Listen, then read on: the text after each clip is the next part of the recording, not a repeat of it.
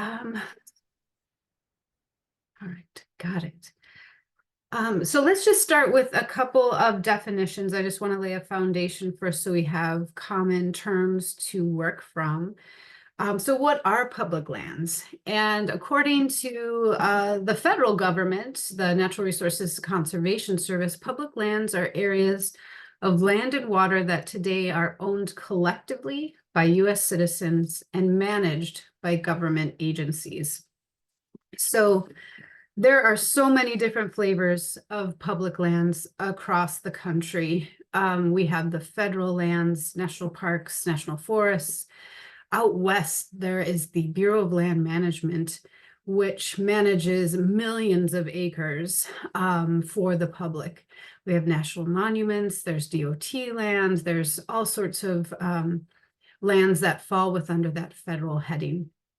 And then, of course, we have our state lands, those that are owned by the individual states. So here in Wisconsin, we have our state parks, our state wildlife areas, fishery areas, state forest, our state natural areas. There's also some DOT lands that are available to the public. We also have a property out in the Kickapoo River watershed that is owned by the state. It's its own entity. It is separate from DNR, but it is public, and people can recreate on that particular piece of land as well. Certainly county and municipality lands. So in Wisconsin, we have I think it's 2.5 million acres of county forest lands. These are working forests. But they're all open to public recreation and access.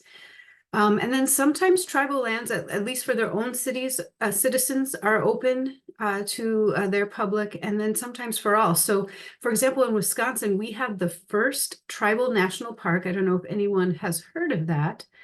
It's called Frog Bay Tribal National Park, and it's on the Red Cliff Band of Lake Superior Ojibwe land. It is a lovely park. Our family visited it last year when we were in Bayfield. They have great interpretive signs with the names in Ojibwe for different trees and plant species. So I highly recommend checking that out. There is a fee, but it all goes to support that tribal national park. So these public lands, I think this map is really just showing federal lands in the color, and then there's maybe some gray that shows the state lands here. But you can see that the western states have lots of public land, whereas everything kind of to the east of Colorado and Montana, we really have a very little proportion of public lands compared to the rest of the holdings of these states. I like to think, and sort of to stay with the theme of the backyard naturalists, I like to think of our public lands as our collective backyards, right? There's just such a wealth of land types and habitats and plant communities and animal communities all across our state. And our country. Here I've just taken a select few pictures out of my own camera roll of some state lands in Wisconsin. So there I am. I know someone mentioned a wood duck as a part of our population monitoring. The DNR bans all sorts of ducks, and down here at the lower Wisconsin Riverway, I was able to work with the crew there to help ban some of the wood ducks, which apparently, I've never done goose banding, but apparently the wood ducks are very docile and sweet. If you do goose banding, you can get scratched. So I usually just participate in the duck banding. I have pictures here from Horicon Wildlife Area, Collins Marsh Wildlife Area, the Brule River, a fishery area outside of Madison and Dane County. And then the Mississippi River. So lots to recreate on in the state, and to find our own particular interest and niche for conservation and for what we would like to watch, what species we'd like to watch. So what are some common definitions of conservation, right? In general, and this is really sort of more the 10,000 foot scale. I know you guys usually spend time talking about individual species. I'm bringing us up a little to maybe a 10,000 foot level to look at, maybe even more, maybe that 30,000 foot level when we're in the air looking at our country. But conservation is generally held to include the management of human use of natural resources for the public benefit and sustainable social and economic utilization. So it's sort of all of those interactions, right? The economic, the natural resources, and the ecological and social parts all kind of intersected. Wildlife conservation is the preservation and protection of not just animals, but plants and their habitats, right? So it's all of these things together, the communities that form on all of the different habitats across the country. And then I wanted to bring to your attention a little bit about what the North American model of wildlife conservation is. And I just before we get into that, maybe people can put in the chat if they've heard of the North American model of wildlife conservation. What are people's familiarity with this particular model and term? So I'm just gonna, okay, Robin hasn't heard of it. Anybody else? Hardly at all. Not me. Anybody else? Okay, not familiar. Never. Okay. Well, this doesn't surprise me.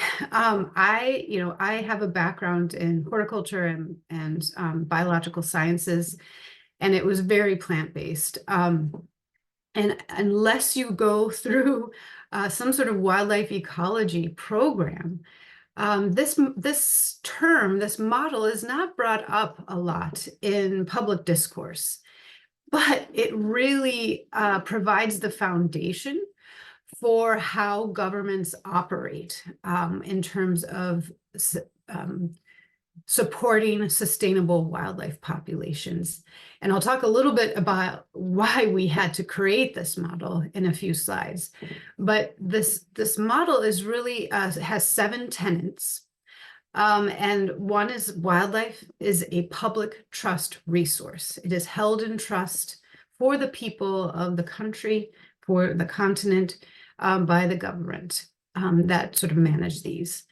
There is no market for game, so you can't just go buy deer and then sell it at the grocery store, or hunt deer and then sell it at the grocery store. There has to be, it all can be, none of that can be put on the markets. The law is written so that wildlife populations are supported and have healthy populations and are protected by law. Wildlife can only be killed for a legitimate purpose, and that could be hunting, right? We have seasons on a number of different species, deer, turkey. Let's see, what else do we have? Pheasant, bear, all of the different species that can be hunted. And that is a legitimate purpose. And then also sometimes for safety, human safety. Wildlife is considered an international resource, and science is the tool to discharge wildlife policy. So we use science as a guide to tell us whether or not our wildlife populations are healthy, how we set population goals, how we set, if we do that, how we set harvest numbers on an annual basis. So science is really a key part of this model. And then democracy of hunting. And people have to provide fair chase to the animal that they're hunting. People have to have access to it. It doesn't matter who you are. So these are really key tenets of how wildlife conservation is implemented in the United States. And this is at the federal, state, county, and potentially municipal levels. And again, I hadn't heard of this model until I started in the wildlife management program. And it's a critical model for how we operate today. I see someone might have a question in the chat. Oh, enlarge the slide. Sorry about that, everyone. There we go. Oh, went back to the beginning. Sorry. Let me get forward. Any questions about that model?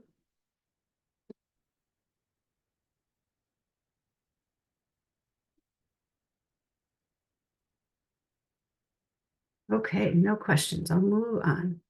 So one thing that I want to talk about with public lands is that unfortunately there's a dark history here to the nation's public lands. And we all know that public lands were at one time tribal lands.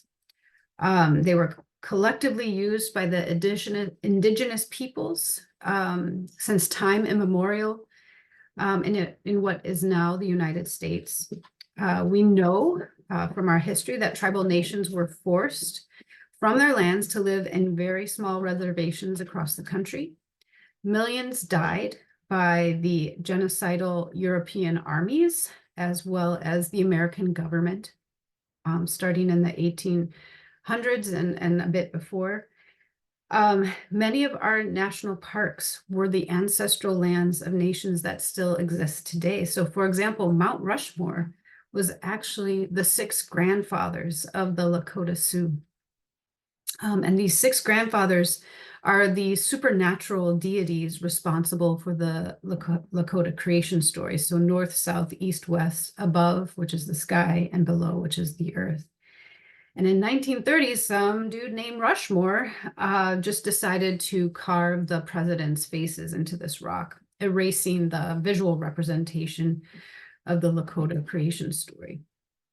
And I think this example is a good one because we need to remind ourselves of this past, and we must look to the future to ensure we collectively manage all of our public lands respectfully with as much input as possible by the tribal nations we live alongside with now.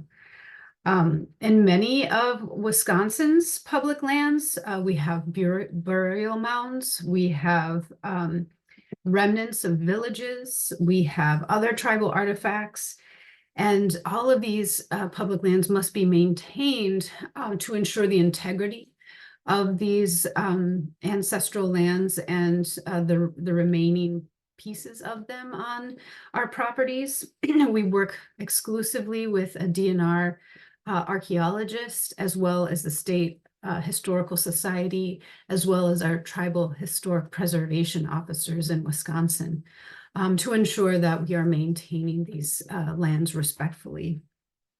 I just wanted to mention too, in some cases, our state governments have been giving land back to tribal nations. So just here in March, the state of Minnesota returned a state park to the Yellow Medicine Dakota people as a part of the Upper Sioux community.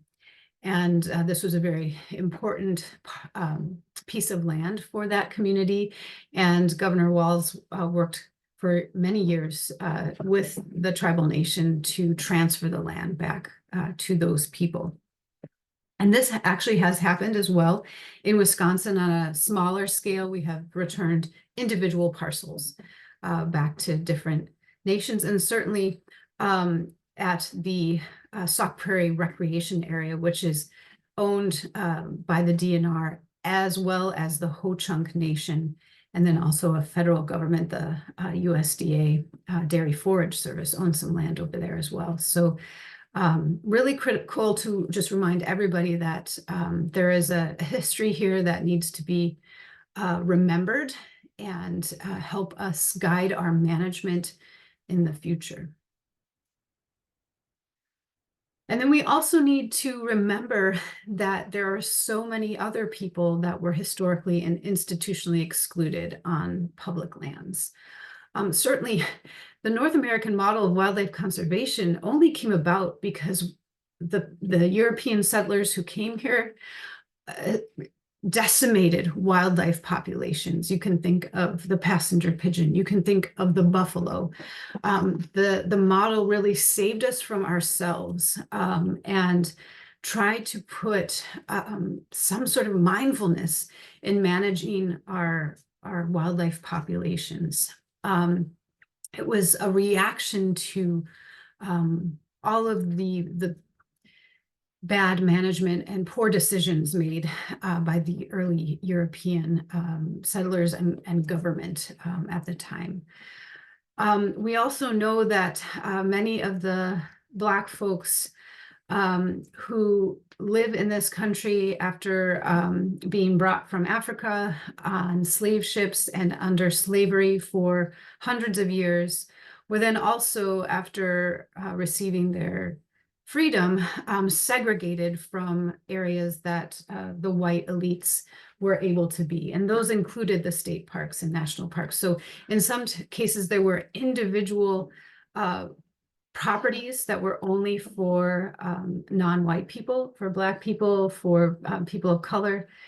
And sometimes there were parts within a park that were only for certain people, much like they did have in the society with restaurants and buses and all of that sort of thing. And so really, you know, it's not only the wildlife laws that changed how we operate, but it's some of those civil rights laws affecting who can have access to our public spaces. And that was really, really critical as well, because we all know that we need access to nature. And then today we are still working towards equity in terms of who has access to some of these licenses. So hunting and fishing licenses here in Wisconsin require either a social security number or a state issued driver's license. And we know what is needed for a state issued driver's license. So people, undocumented people, are not able to buy these licenses because of this barrier.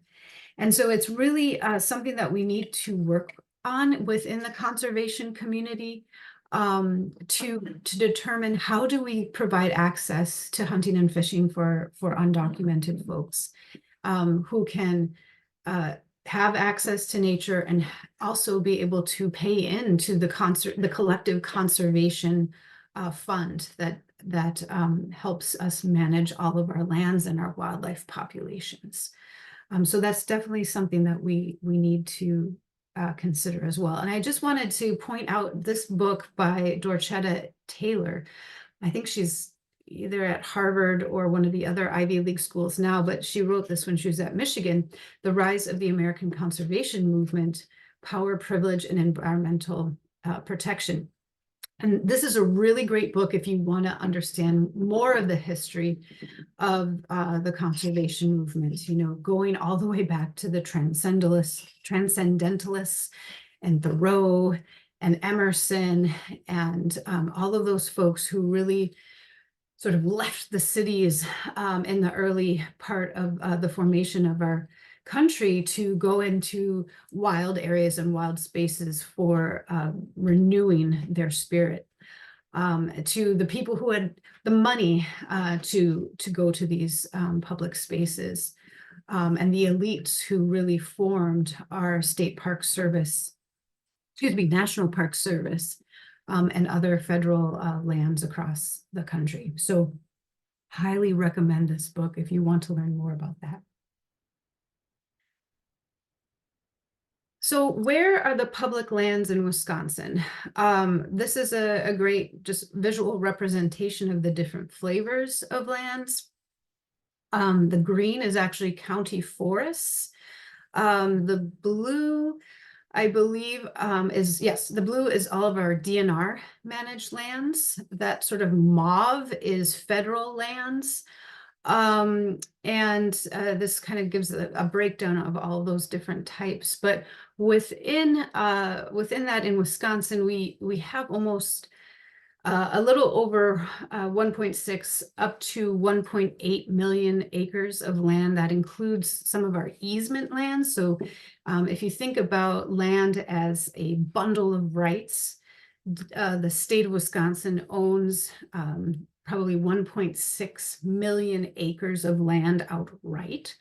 And then there are additional easements, so people can give up some of the bundle of rights that they have to allow people to access those lands for hunting, fishing, trapping, wildlife observation, hiking, that sort of thing. Or just for the management of wildlife populations. So about 1.8 with both those flavors of land. Then there are about 160,000 acres of non-DNR owned state natural areas. And many of you know what those are. Those are just really the gems left after population has moved in of really high quality habitat across the state. The U.S. Fish and Wildlife Service owns lands. Those are wildlife production areas. There's one in Dane County, just north, just on the border of Poinet. They're all over the state, really, but they're really for the production of waterfowl. Then we also have the Board of Commissioners of Public Lands, BCPL. I'm not sure if people have heard of that term. That's a bit of land up in the north. This was really to generate revenue back in the early formation of the state. And now those lands have been sort of sold off to the state, but there is a little bit of a remainder, 76,000 acres. The U.S. Forest Service has about 1.5 acres of national forest. So Chequamegon National Forest, for one of them, as an example. The Army Corps of Engineers has some land. There's even National Park Service here that's on sort of the Mississippi River area. Like I said, the county forest, 2.5 million acres almost. And then additional county and municipal lands across the state. And that number is probably not quite correct. It just depends on what has been submitted to us in terms of accounting for those additional county lands. Dane County has a wealth of county lands here, and lots of different flavors, again, wildlife areas and parks and that sort of thing.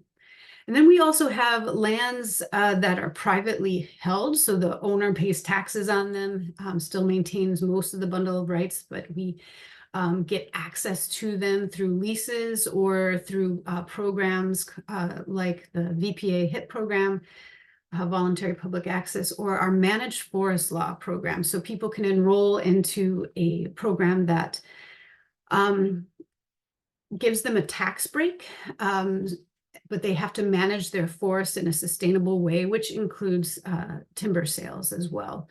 And so almost 1 million people, I should say 3 million people have enrolled in this MFL program, 3 million acres, with about a million of those acres being open to the public. So lots of different flavors of land that we can recreate on and support our wildlife populations. I would also say that we make up, or I should say public lands makes up about 18% of the total land mass of Wisconsin. So in terms of, the western states, that's not a whole lot, but if you compare us to other eastern states, maybe Illinois, Kansas, Texas, they are closer to 2 to 5% public land. So we really do have a wealth of opportunity here in Wisconsin. And I think that is reflected in the sort of outdoor culture of Wisconsin as well. Okay, so just wanted to talk a little bit about the different flavors of lands that the DNR manages. So I think I mentioned we have the state park system. There's about 70 state parks, 14 trails, state trails, representing a couple 100,000 acres of land. Our state wildlife areas, there are so many of them. There are over 200 state wildlife areas and sort of associated lands called state habitat areas, representing over 600,000 acres across the state. So this is really the primary land base that we have within the DNR. There's also 400 some thousand acres of state natural areas. We have hundreds of thousands of acres of state forests. Our southern state forests, like the Kettle Moraine, north and south, are managed by parks. And then our northern state forests, like Governor Earl Peshtigo or the American Legion State Forest, those are all managed by our forestry division. And then we have 300 plus state fishery areas across the state. A little less acreage though, because those tend to be linear properties following along our state waterways. So in total, we have about like I said, 1.6 million acres that the DNR, that the state of Wisconsin owns outright, and then the easements that support that. And all of these different programs that manage these lands have different funding sources that support the habitat management on these lands. Before I go on, I just wanted to ask if people could put in the chat what their favorite public land is in Wisconsin.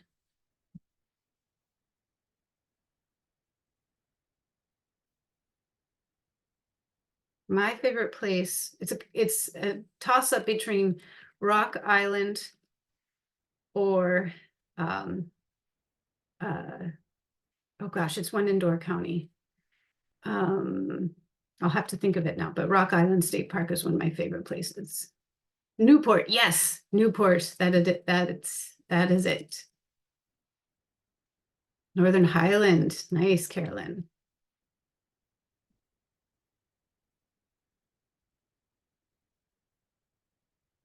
I also really love the Brule River State Forest, which is starts on the shore of Lake Superior and goes down into, I think, Douglas County. Wonderful places across the state. Anybody else want to share some of their favorite places that they like to go to in Wisconsin?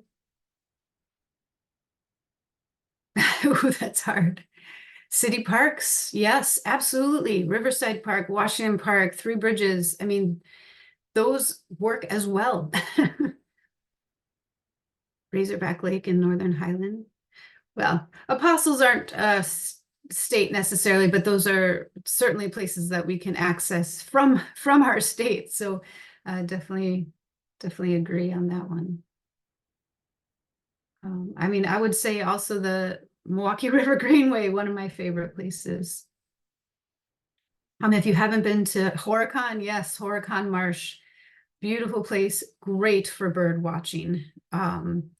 Lots of other places that are great for bird watching are wildlife areas because they really are supportive of the waterfowl populations, but not only the waterfowl populations, but so many migratory birds. So yeah, well, great. Well, thank you for sharing. I'm just trying to make this a little bit more interactive so you don't have to listen to me talk the whole time.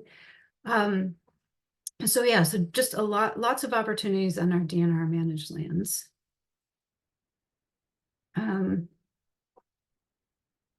Okay, so who pays for public lands and waters management in the Wisconsin? And the answer is it's pretty complicated. There's no one funding source from the legislature that really just says, okay, here DNR, go manage all of the lands. So it's a bit more complicated than that. And I would say that the majority of the funding that goes back into the management of habitat really comes from our hunters and anglers. And that is through the purchase of hunting and fishing licenses. Let's just see here. What's the policy of dogs on a leash? Yes, dogs can be on leash in wildlife areas and fishery areas. In some places where they have these, what they call dog training and trialing areas, dogs can be off leash, but those are specific areas. State parks, we certainly have to have dogs on leash in sort of the main areas, I think pretty much all of the time in state parks. On wildlife and fishery areas and possibly state natural areas, I'm not quite sure, dogs that are used for hunting purposes So pheasant hunting, for example, or they sometimes use dogs for turkey hunting and also for bear hunting. Dogs can be off leash, but that is only during that hunting season for that species. So good question on that. So like I said, hunters and anglers are really paying into the system. So they buy the hunting and fishing licenses. And then if you want to hunt specific species, so waterfowl, turkey, or pheasant, or trout, an additional stamp is required to be able to hunt that species. And that money that is collected also goes back into the management of those species and their habitat. And then another huge source that brings in millions of dollars is what's called the Wildlife and Sport Fish Restoration funding. So what this is for the people who, who buy these hunting and fishing licenses, they also have to buy gear, right? They have to buy firearms, archery equipment, ammunition, rods and reels, and tackle. All of that has an excise tax on it. And that tax is then collected at the U.S. Fish and Wildlife Service level and then allocated back out to the states based on the population of the state and the total number of hunting and fishing licenses that are purchased. And so in the last several years, Wisconsin has received generous SFR, it's called Sport Fish Restoration, and PR, Pittman-Robertson funding for hunters to manage properties across the state. So Pittman-Robertson funding gets distributed to wildlife areas and state natural areas and state forests. And then the SFR, the sport fish restoration, gets allocated to our fishery areas and the public access sites that are a part of that. So millions of dollars comes in for that a year. And so the majority of who's paying into conservation are really our hunters and anglers, and it has been that way for many, many decades. Although we are starting to lose the total number of hunters in our state. We've lost over 100,000 hunters in the last 20 years, and that continues to decline. And this is seen across the country. Fishing licenses are a little bit more stable. They're at the 1.2 to 1.3 million per year. But definitely hunters we're losing them in number. They're either aging out, and there's not enough folks to replace them and place them coming up. Other ways that we can support our habitat management on state lands, certainly the state parks and forest state sticker only goes back to the state parks for the operations and management of state parks. And state parks have high operation costs, right? Lots of staff maintaining lots of infrastructure, pavilions, campsites, toilets, shower buildings, beaches, boat launches, play sets, all of that stuff. So people who buy state park stickers, that money only goes back into the state park system, and that's a legislative thing. I will get to your question, Katie. Thank you so much for asking that. It's an important question. And then there are other funds too that kind of go back into DNR managed lands and other species. So there's like a bat fund and rare plant fund that are all managed through the Natural Resources Foundation of Wisconsin. And these are endowed funds that only have a small annual distribution. So while the fund, for example, Cherish Wisconsin Outdoors Fund, which is a habitat management fund only for state lands, the endowment's up to like over $2 million right now, but the annual distribution is only around $60,000. So when people donate to it, it's great, but it is a very limited distribution at this time. If you go into Go Wild, which is where you would purchase your hunting and fishing licenses, also like ATV licenses and boat licenses, that stuff as well. You can donate to Cherish Outdoors Fund when you check out, but you can also just go to the NRF webpage and donate to cherish directly there. And that all goes towards managing state lands. Then we also have ways to generate revenue on state lands. So timber harvests are a big part of the revenue for the forestry division on the state forests. There are also timber sales that happen on all other flavors of lands within the DNR, and that money goes back to those individual programs for either tree regeneration or habitat management. So for example, maybe they're doing a restoration to savanna. So they'll harvest the wood that isn't oak and then sell that, and then they'll do like a burn to restore the savanna understory on a state natural area, for example. And that revenue from the whatever trees were removed gets put back into the state natural area. We also rent land out, typically farmland or haying or grazing land, and that generates revenue as well. It's a considerable source of revenue to manage land. And it's very small in terms of row crop. We only have about 8,000 acres per year what gets planted in corn, soybeans, or alfalfa. But we do have a plan to expand our grazing and haying operations. As specifically conservation grazing, so that follows like a rotational grazing type of protocol. And then car owners, right? So your Endangered Resources license plate, your Ice Age Trail Alliance license plate, your Ducks Unlimited license plate, these all have an additional fee that then go back to that program or organization to manage public land. So those are some other sources as well. And then we write grants every year. Some of them multi-million. They could be through the Great Lakes Restoration Initiative. They could be through the North American Wetlands Act program through the U.S. Fish and Wildlife Service. So grants also fund the work that the DNR manages as well. But honestly, it's never enough, right? 1.8 million acres of land is a lot. We've been losing staff and positions from the legislature for years. And so it's hard to get all of the priority work done on these lands with the funding that we have and with the staffing levels that we have. But these are some of the ways in which people pay in. I'll address those questions here about buying hunting and fishing licenses. What I would recommend is I wouldn't recommend buying hunting or fishing license if you do not hunt or fish, but you can buy stamps. You can buy those stamps, and that will support some of that work. You can donate to Cherish, and that will support some of that work.